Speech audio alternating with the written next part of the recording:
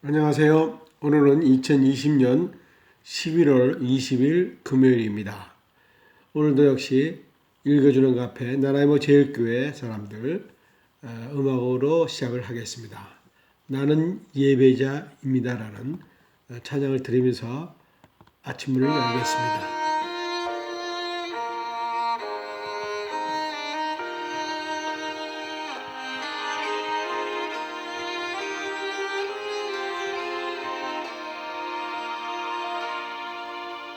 나는 하나님을 예배하는 예배자입니다. 내가 서 있는 곳 어디서나 하나님을 예배합니다. 나는 하나님을 예배하는 예배자입니다. 내가 서 있는 곳 어디서나 하나님을 예배합니다. 내 영혼 거룩한 은혜를 향하여 내 마음 완전한 하나님 향하여 이곳에서 바로 이 시간 하나님을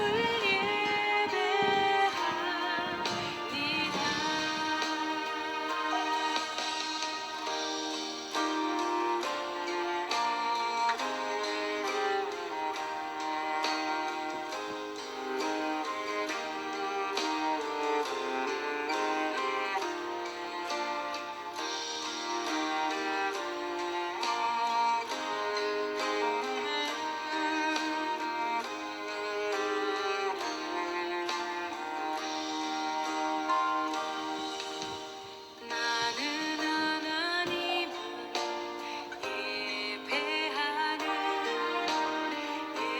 예배자입니다. 내가 서 있는 곳 어디서나 하나님을 예배합니다. 내 영혼 거룩한 은혜를 향하여 내 마음 완전한 하나님 향하여 이곳에서 바로 이 시간 하나님을 예배합니다. 내 영혼 거룩한 은혜를 향하여 내 마음 완전한 하나님 향하여 이곳에서 바로 이 시간 하나님을 예배합니다. 내 영혼 거룩한 은혜를 향하여 내 마음 완전한 하나님 향하여 이곳에서 바로 이 시간 하나님을 예배합니다. 이곳에서 바로 이 시간 하나님을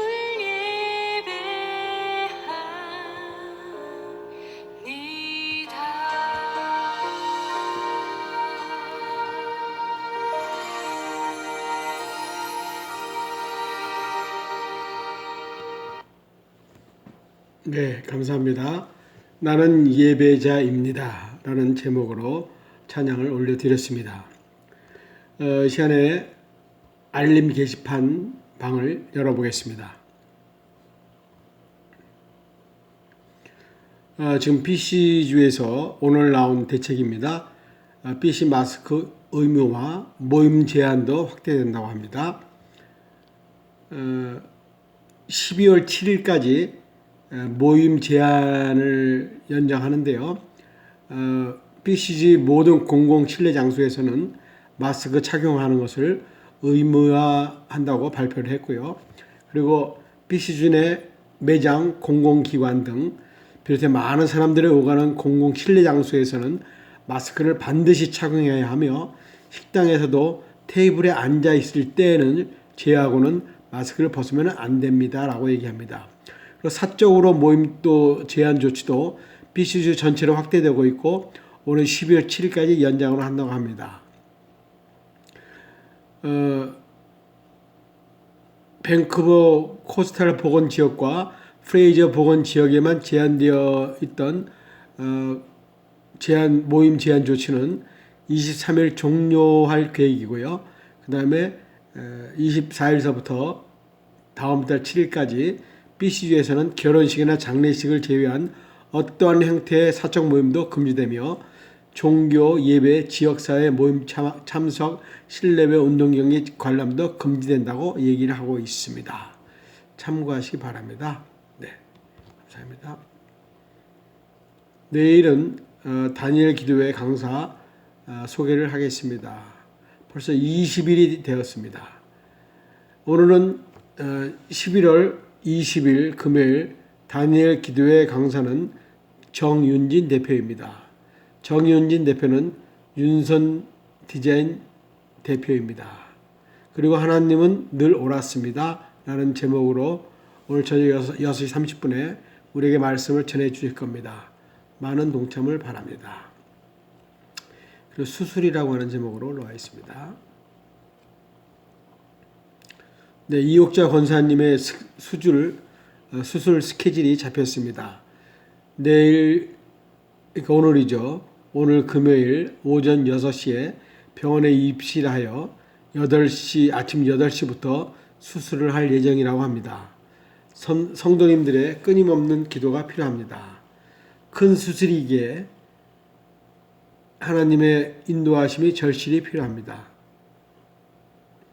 수술하는 의사와 보조하는 간호사 그리고 도와주는 모든 스텝 위에 함께 하셔서 완전하게 수술이 이루어질 수 있도록 인도하시고 이끌어 주시기를 바랍니다. 그리고 빨리 회복되어 하나님께 영광을 돌리기를 원합니다라고 이렇게 올렸습니다.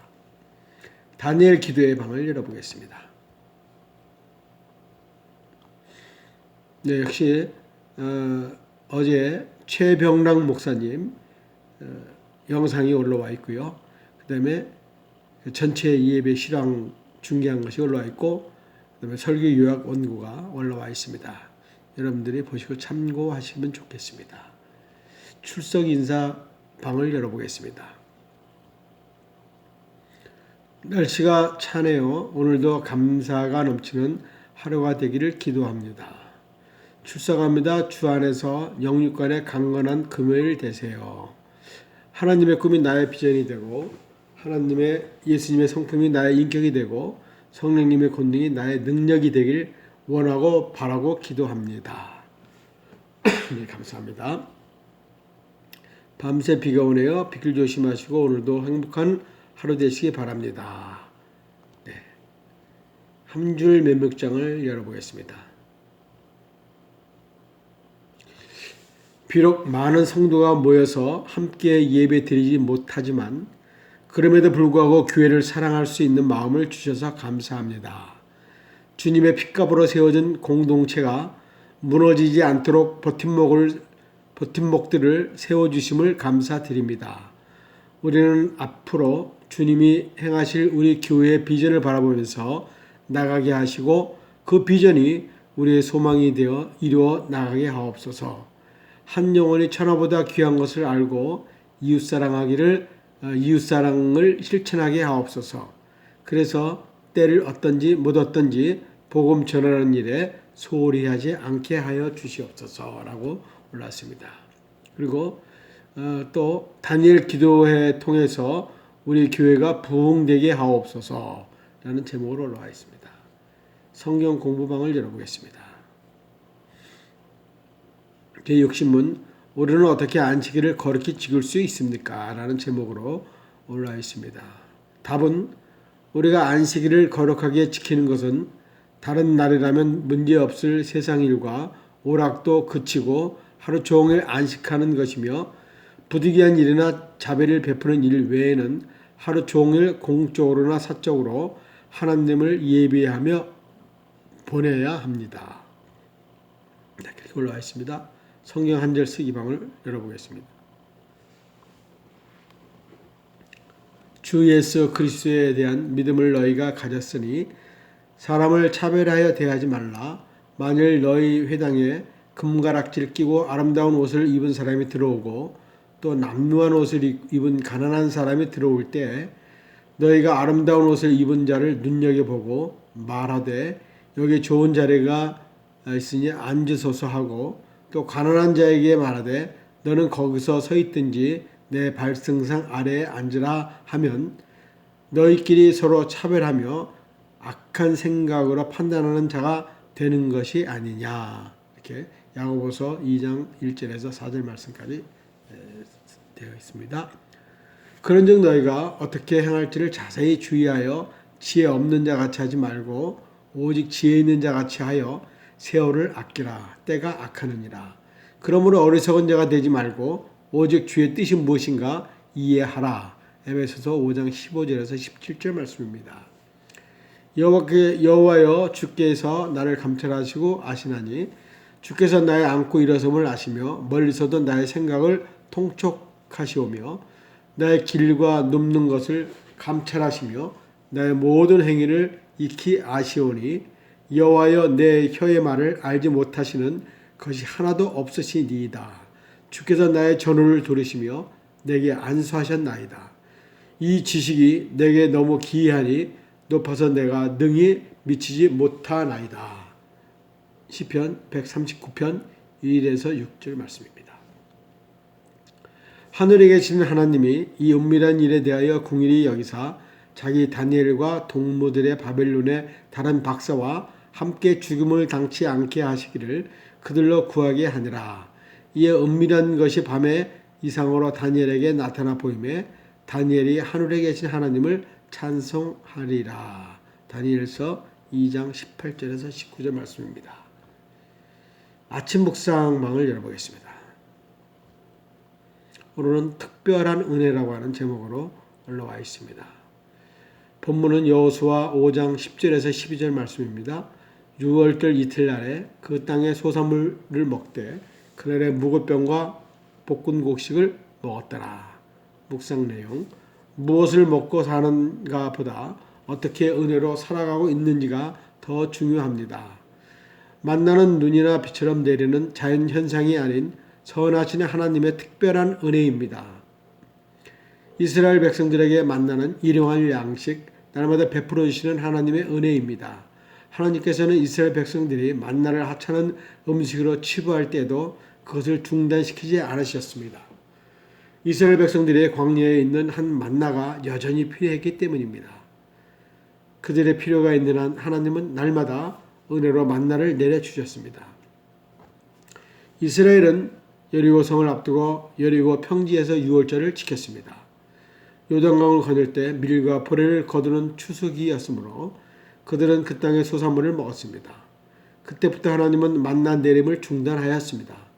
이스라엘 백성들 중 더러는 만나가 계속 내리기 원했지만 약속의 땅으로 새로운 시대가 시작되었고 새로운 양식이 있었기 때문이었습니다. 가나안 땅에서 농사와 목축을 기반한 생활을 할 것이기에 만나는 필요가 없었던 것입니다. 광야에서 살아갈 때는 하늘의 만나가 일용할 양식이었습니다. 정착민으로 살아가는 이스라엘 백성에게는 땅의 소산물이 일용할 양식입니다. 광야에서 만나를 먹었을 때도 날마다 베풀어 주시는 하나님의 은혜였고 가나안 땅에서 소산물을 먹을 때도 날마다 주시는 하나님의 은혜였습니다. 날마다 먹든지 마시든지 무엇을 하든지 다 하나님의 영광을 위해서 사는 하루하루가 되기를 소망합니다.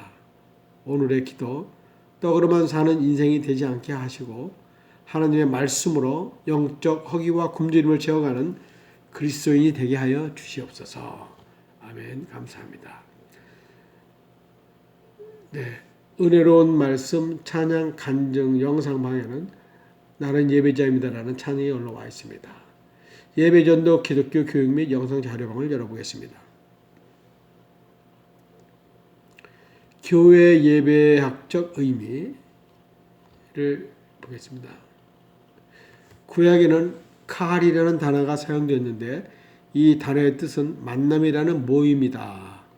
이 단어가 가장 의미 있게 사용된 것은 호렙산에서 하나님 앞에 섰던 이스라엘의 모임이며 그 모임에서 하나님께서 그들과 더불어 자신의 계약을 확인하셨습니다. 신약에서는 에클레시아라는 용어를 만나게 됩니다. 이 말이 신약에서 종교적 특수한 목적으로 모인 민회 복음의 열매로 모인 성도들의 모임, 그리스도의 부름을 받은 무리들의 모임, 그리고 종말론적인 믿음 속에서 그의 약속을 믿고 기다리는 무리들을 지칭하는 데 사용되었습니다. 아우구스부르크 신앙 고백에서 교회는 복음이 순수하게 선포되고 그 복음에 일치되게 성례전에 거행하는 그리스도인들의 모임이라고 정의가 내리고 있습니다. 또한 제2의 스위스 신앙 고백은 교회란 그리스도를 통하여 주어진 은혜의 동참자들이 말씀과 성령님에 의하여 예수 그리스도 안에서 참 하나님을 바르게 알고 섬기며 예배하는 무리들의 공동체라고 기술하고 있습니다. 교회의 사명을 예배학적 관점에서 요약하여 보면 교회란 예배하는 공동체임을 의미합니다. 즉 교회는 예배를 통해 하나님께 영광을 돌리는 모임 공동체가 되어야 한다는 의미입니다.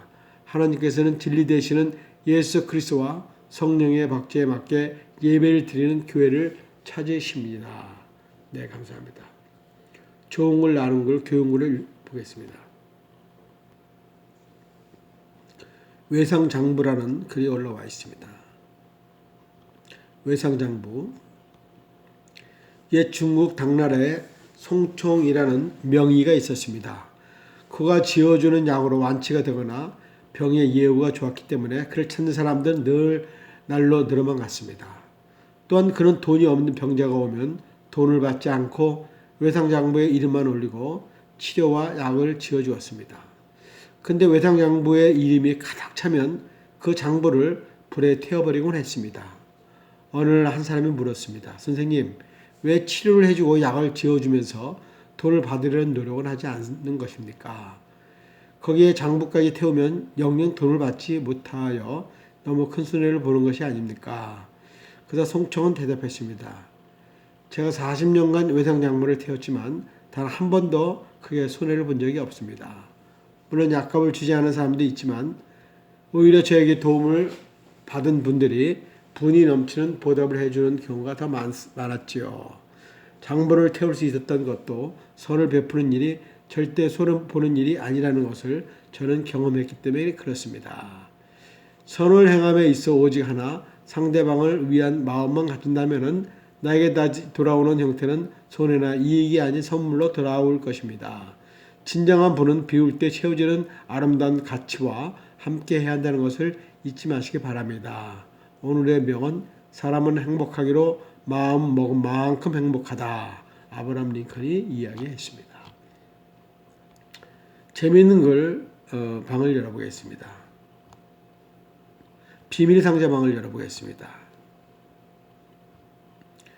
어떤 목사님이 사모님에게 비밀 상자가 하나 있었다는 것을 알고 있었습니다. 사모님은 목사님이 설교를 하시고 집에 들어오실 때마다 그 상자를 만지작거리고 있었습니다. 목사님이 그 상자가 너무 궁금해서 물어봤습니다. 여보, 그 상자 안에는 도대체 뭐가 들어있어? 한 번만 봅시다. 라고 했습니다. 그러자 그 사모님은 목사님에게 절대로 안 돼요. 라고 했습니다. 목사님께서 너무나 궁금해서 날마다 졸랐지만은 사모님은 굳고 반대했습니다. 그러다가 30년이 지났습니다. 목사님이 드디어 은퇴를 하셨습니다. 어느 날 목사님이 여보, 이제 그 상자 한번 열어봅시다. 라고 했습니다. 그저 사모님이 그렇게 열어보기를 원하신다면 어디 한번 열어보세요. 라고 했습니다. 목사님이 떨리는 마음으로 그 비밀 상자를 조심스럽게 열어보았습니다. 그러자 그 상자 안에는 뜻밖의 계란 3개와 돈 100만 원이 들어있었습니다. 목사님이 기가 막혀서 아니 이런 별것도 아닌 것을 가지고 그렇게 오랫동안 사람의 속을 태웠구려 라고 했습니다. 그리고 목사님은 그런데 도대체 이것은 뭐요? 라고 물었습니다. 그러자 사모님 미소를 지으며 말했습니다. 당신이 설교를 죽을 때마다 제가 거기에 계란을 1개씩 넣어 두었어요. 하는 것이었습니다. 목사님은 마음속으로 흐뭇해했습니다. 야, 내 아내가 나의 설교를 알아주는구먼. 30년 동안 계략 3개라니. 목사님이 다시 물었습니다. 그러면 여기 100만 원은 뭐요? 사모님 말, 그것은 계란 판값입니다. 라고 얘기했답니다. 네, 웃으시기 바랍니다.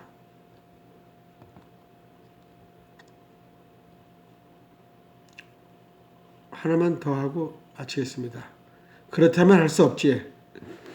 아버지가 큰딸을 불러 엄숙한 얼굴로 말했습니다. 어제 네 남자친구가 너랑 결혼하고 싶다고 찾아왔다.